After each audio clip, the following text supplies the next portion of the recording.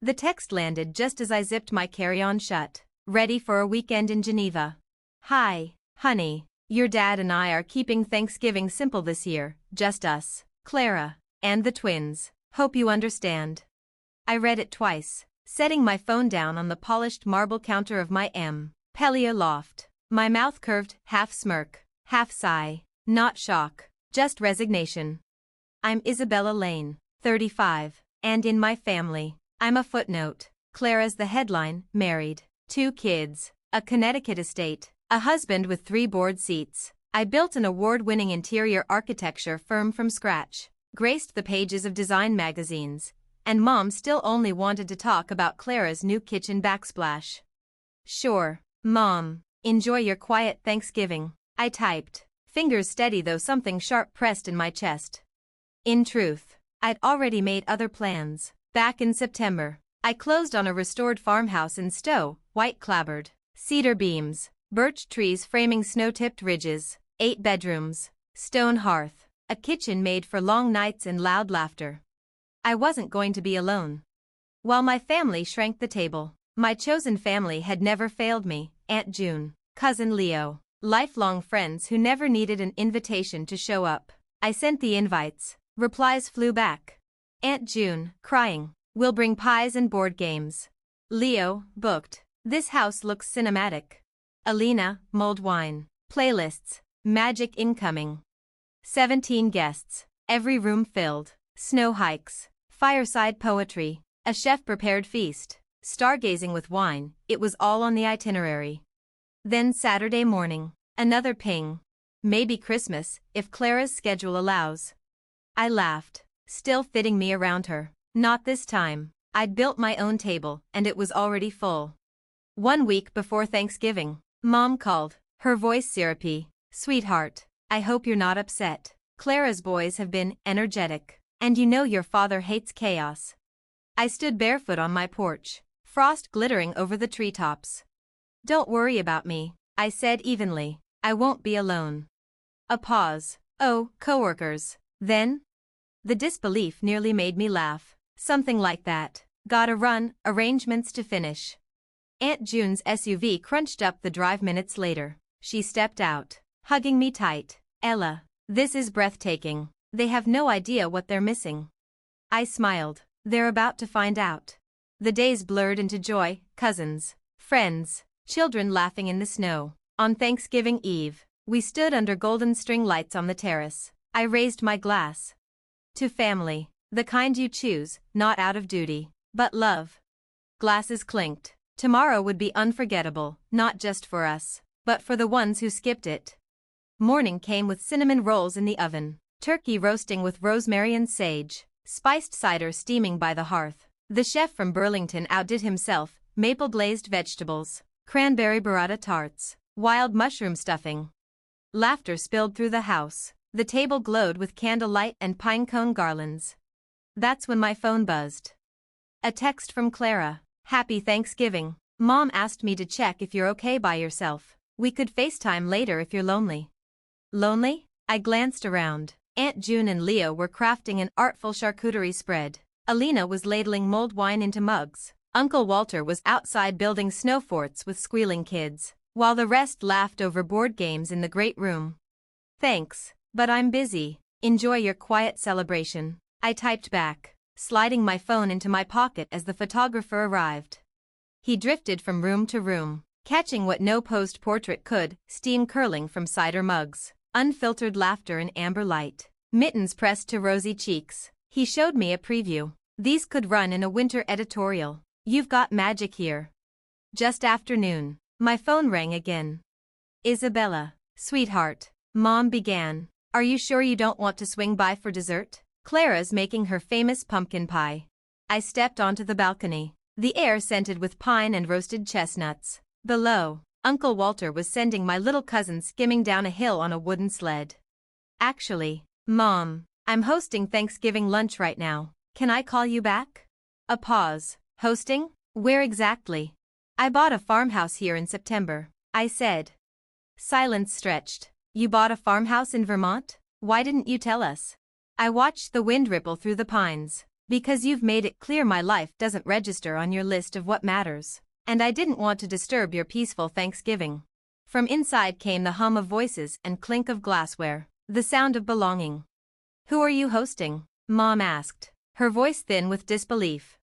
Oh, just family, I said lightly. Aunt June and Uncle Walter, Leo and his whole crew, Alina, Tara, the cousins with their kids. I let it sink in. Basically, everyone except you, Dad, and Clara. Another beat of silence. They've been here all week, I added. A week? She echoed, as if it were a foreign word. Wine tastings, snowshoeing, baking classes, the village shops, it's been perfect. But they always come to our house for Thanksgiving. Things change, I said evenly. Sometimes people go where they're wanted. That's not fair, Isabella. We just wanted a quiet. I need to go, I cut in. The photographer's setting up group shots, and Chef Elaine's plating the first course. I ended the call. A knock at the doorway. Aunt June stepped in, cheeks rosy from the cold. Let me guess, Catherine just figured out what she's missing. I nodded. She hugged me tight. Good, maybe next time they'll think twice. The afternoon unfurled like a dream. Chef Elaine's 5-course feast, maple brine turkey, truffle-stuffed mushrooms, butternut squash soup with sage oil, cranberry brioche bread pudding, paired with wines from the Champagne Valley. Laughter spilled under a canopy of twinkling lights while the sky faded into amber, plum, and coral. And I wasn't thinking about who didn't come, only about who did. When my phone buzzed again, texts from Clara, missed calls from Mom and Dad, I let the screen go dark. Bye, Ethel Dagger. Instead, I let cousin Leo's voice pull me in as he reenacted some outrageous tour story from his old band days, watched little Grace sneak a third slice of tart, laughed when Nadia tried to toast without toppling her glass. The photographer moved like a quiet shadow, catching more than smiles, he caught belonging. Because this wasn't just Thanksgiving, it was ours. That night, with dishes cleared and the stars spilled across the sky, I finally glanced at my phone. Buried in missed calls was a new notification. Clara has added you to her close friends list. I smiled. I knew exactly what was coming. By tomorrow, the photos would be everywhere. Cousins' reels of snow-capped mountains, the golden hour feast, the roaring hearth. They'd see it all. But tonight wasn't about reckoning. Tonight was about the family who chose me. Morning brought the smell of warm maple scones and muffled laughter drifting through the frosted firs. From my balcony, I watched cousins gather on the deck with steaming mugs, kids flinging snowballs across the glittering meadow.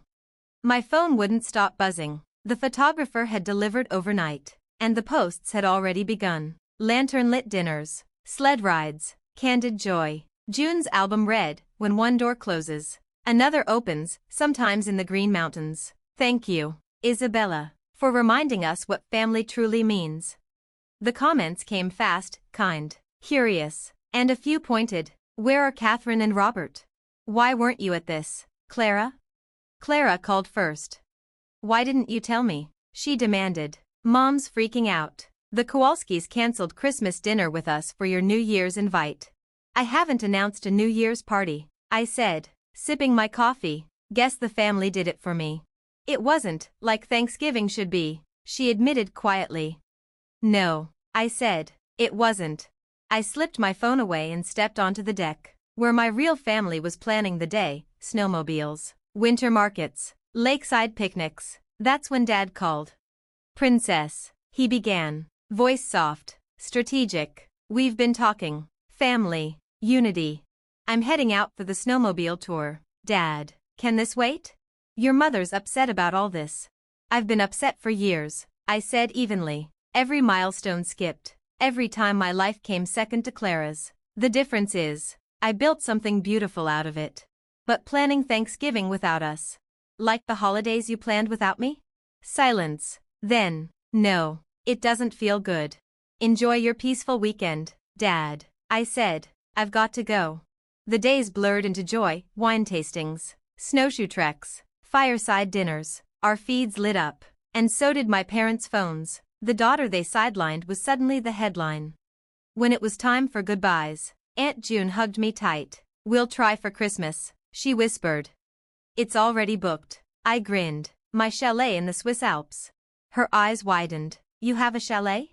Bought it last spring. New traditions. Later, watching the dusk settle over the snow, a message from Mom popped up. Honey, about Christmas. I left it unread. Sometimes the best revenge isn't loud, it's distance. It's building a life so full, their absence is irrelevant. I'd spent years waiting for a seat at someone else's table. Turns out, I could build my own and fill it with people who truly see me. If you've ever been overlooked, underestimated, or quietly creating something no one saw coming, this is your reminder. Don't wait for your moment. Create it. It's worth it.